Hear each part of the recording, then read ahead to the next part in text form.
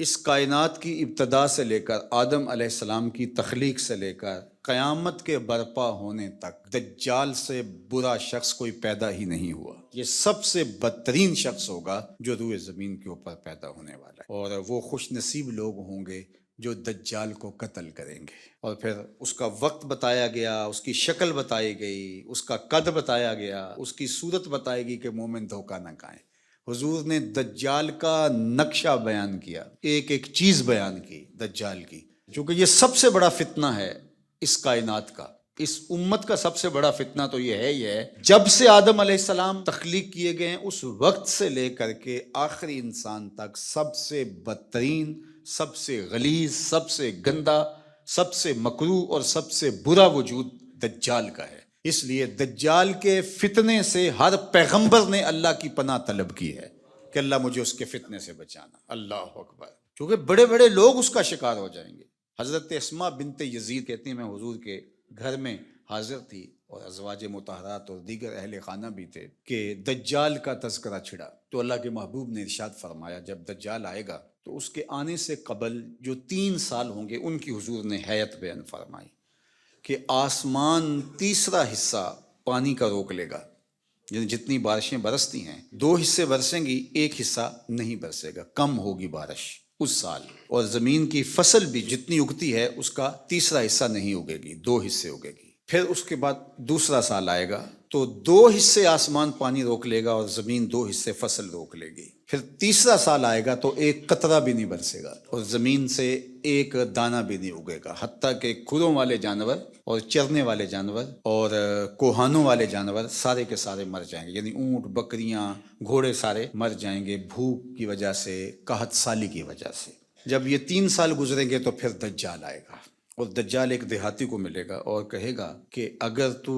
چاہے اور مجھے رب مان لے تو میں تیرے گھوڑے اور تیرے یہ جانور زندہ کر سکتا ہوں۔ وہ کہے گا کہ اگر ایسا ہو جائے تو بہت اچھا، تو وہ اشارہ کرے گا تو اس کی بکریاں، اس کی گائیں زندہ ہو کے اس کے ساتھ آ جائیں گی۔ شیطان اس شکل میں جو ہے وہ نمودار ہوگا تو اسے لگے گا کہ سب کچھ زندہ ہو گیا اور وہ اس پہ ایمان لے آئے گا۔ اس کے بعد پھر دوسرے دیہاتی کو ملے گا اور اس کو بھی یہی کہے گا، تو شیطان پھر اس کی بھیڑ بکریوں، اس کی گائے، اس کے اونٹ، ان کی شکل کے اندر ظہور پذیر ہو جائے گا، تو پھر اس کے پیچھے وہ بھی چل پڑے گا۔ یہ 2 چیزیں حضور نے ابھی بیان کی تھی کہ حضور کو باہر کوئی کام پڑ گیا تو حضور یہیں چھوڑ کے بات تو باہر تشریف لے گئے۔ تھوڑی دیر کے بعد حضور جب واپس تشریف لائے تو حضرت اسماء بنت یزید اور گھر کی دیگر خواتین زاروں کے تار رو رہی تھی۔ حضور نے فرمایا تمہیں کیا ہوا، تم کیوں رو رہی ہو؟ انہوں نے عرض کی یا رسول اللہ صلی اللہ علیہ وسلم، آپ نے جو دجال کا ذکر کیا، چونکہ صحابہ کے نزدیک سب سے قیمتی متاع ایمان ہے، اور ہمارے نزدیک بھی سب سے قیمتی ایمان کی متاع ہی ہونی چاہیے، اور یہ بات میں نے کئی مرتبہ آپ سے کہی، اس دنیا میں سب سے بڑا انعام اور سب سے بڑا تحفہ جو حضرت انسان کو دیا گیا، سب سے بڑی نعمت جو ودیعت ہوئی وہ ایمان ہے، اور قیامت کے دن سب سے بڑی دولت اور نعمت عطا کی جائے گی جنت میں، وہ دیدار الہی ہوگا۔ جو یہاں ایمان سے محروم ہے وہ ہر خیر سے محروم ہے، اور جو ایمان کی دولت جس کے پاس ہے تو اگر اس کو دنیا کی کوئی چیز نہیں ملی تو وہ کنگال نہ سمجھے، چونکہ ایمان کی دولت اس کو نصیب ہے۔ مومن ہو اور پھر کہے میرے پاس یہ نہیں، میرے پاس یہ نہیں، میرے پاس یہ نہیں، میرے پاس یہ نہیں، تو یہ مومن کو نہیں جچتا۔ وہ اس پہ مطمئن رہے کہ یہ وہ دولت جو بڑے بڑے لوگوں کو نہیں عطا کی، اللہ نے اس عاجز اور فقیر کو عطا کر دی۔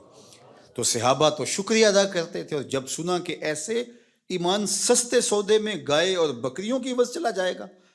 تو صحابیات رونے لگیں، تو اللہ کے محبوب صلی اللہ علیہ وآلہ وسلم نے ارشاد فرمایا کہ اگر دجال میری موجودگی میں آ گیا، فرمایا فکر نہ کرو میں نپٹ لوں گا۔ اور پھر آقا کریم نے ارشاد فرمایا کہ اگر میرے بعد آتا ہے تو پھر ہر مومن کا اللہ خلیفہ ہوگا، یعنی اللہ اس کی طرف سے اس کی حفاظت فرمائے گا۔ اور حضرت اسماء بنت یزید کہتی ہیں کہ میں نے عرض کی یا رسول اللہ صلی اللہ علیہ وسلم، آج بھوک برداشت کرنا ہمارے لیے بہت مشکل ہے، یعنی اگر کھانا نہیں ملتا تو بھوکا آدمی کیا کچھ نہیں کر گزرتا، بھوک ضمیر بیچنے پہ مجبور کر دیتی ہے، آپ نے دیکھا لوگ گردے بیچنے پہ مجبور ہو جاتے ہیں، تو بھوک پر لوگ ایمان کیوں نہیں بیچیں گے؟ آج جب کہ آپ سامنے ہیں تو بھوک تنگ کرتی ہے تو بے تاب ہو جاتے ہیں، اور صدیوں کے بعد جب خوشحالیاں آ جائیں گی اور دجال یہ پیکج لے کے آئے گا، اس وقت مومنوں کا، مسلمانوں کا کیا حال ہوگا؟ جب اتنے فاقے ہوں گے، 3 سال تک کچھ کھانے کو نہیں مل رہا ہوگا، تو پھر کیا بنے گا؟ یہ پریشانی اس نے تڑپا دیا ہے۔ تو اللہ کے محبوب نے فرمایا، سنیے، ان کو وہی خوراک کفایت کرے گی جو آسمان والوں کو کفایت کرتی ہے۔ تو یہ ہمتن گوش ہوگی کہ وہ کون سی غذا ہے کہ اس غذا کے بدلے میں ان کو غذا دی جائے گی۔ تو آقا کریم نے فرمایا، من التسبیح والتقدیس، یہ سبحان اللہ پڑھیں گے، اللہ کی تقدیس بولیں گے، جو فرشتے اللہ کی تسبیح تقدیس پڑھتے ہیں، یہ سبحان اللہ، الحمدللہ، اللہ اکبر، یہ تسبیح و تقدیس بولیں گے، ان کی بھوک مٹتی چلی جائے گی، اللہ ان کی مدد فرمائے گا۔ تو پھر مومن کی غذا تسبیح و تحلیل، تقدیس، اللہ کی عظمت کے ترانے، اللہ اکبر۔ اس لیے ہم نے بزرگوں کو دیکھا ہے کہ ان کو کھانا بھی یاد نہیں رہتا تھا حضور کی حدیثیں پڑھتے ہوئے۔ یہ وقت تو گزر گیا اور گزر رہا ہے تیزی کے ساتھ، یہ تو کس کو یاد رہتا ہے؟ ان کو کھانا تک یاد نہیں رہتا تھا، وقت گزر جاتا اور ان کو جھنجھوڑ کے کہتے، میاں فجر کی اذان ہو رہی ہے، اٹھو ذرا۔ تو یہ ہمارے بزرگوں کی کہانیاں دل آویز ہے، اور واقعی اللہ کا ذکر پیاس بھی مٹا دیتا ہے اور بھوک بھی مٹا دیتا ہے اور تسکین قلب کا سامان کر دیتا ہے۔